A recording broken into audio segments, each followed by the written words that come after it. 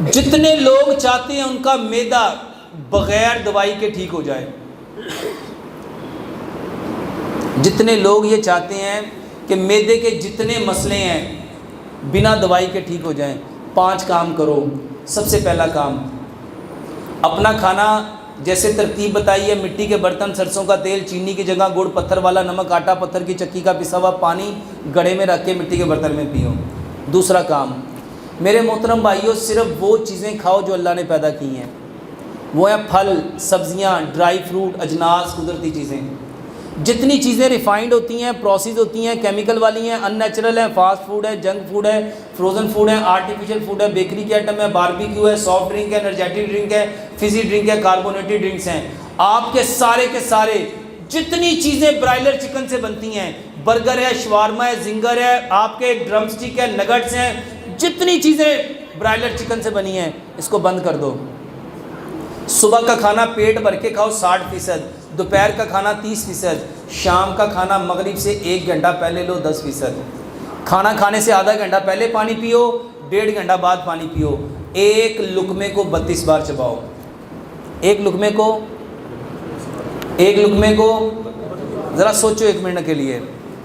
हकीम लुकमान ने ना कई हज़ार साल पहले अपने बेटे को नसीहत करते हुए ये कहा था, बेटा दांतों का काम कभी आंतों से ना लेना, दांतों का काम कभी आंतों से। और हम सब ने क्या किया? मेरे मोहतरम भाइयों, दांत कितने हैं? 32। 4 तरह के दांत हैं। 8 दांत है 1 नोक वाले, इसका काम है खाने को काटना। 8 दांत है 2 नोक वाले, इसका काम है खाने को फाड़ना। 8 दांत है 3 नोक वाले, इसका काम है खाने को चीरना। और 8 दांत है 4 नोक वाले, इसका काम है खाने को पीसना। दांतों का काम था खाने को काटना, फाड़ना, चीरना, पीसना। जब हमने ये काम किया ही नहीं तो बताओ मैदा ठीक हो सकता है? एक लुकमे को 32 बार चबाओ। जब आप एक लुकमे को 32 बार चबाओगे, खाना कटेगा भी, फटेगा भी, चिरेगा भी, पिसेगा भी। मेरे मोहतरम भाइयों, ज़िंदगी में कभी मैदा ख़राब हो सकता? खाना खाने से आधा घंटा पहले पानी पियो, 1.5 घंटे बाद पानी पियो।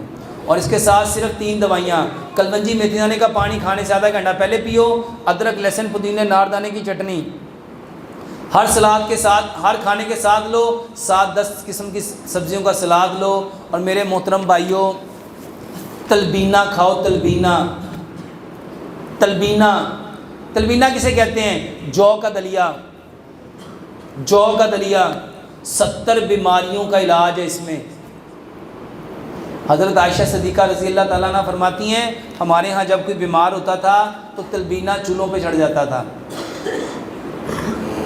और नबी सल्लल्लाहु अलैहि वसल्लम बीमारों को तलबीना खाने का ही कहा करते थे। तलबीना जौ के दलिए को कहते हैं। इसको गुड़ में बनाओ, इसको गाय के दूध में बनाओ, बेहतरीन इलाज है। इंशाअल्लाह मैदे का सारा मसला ठीक हो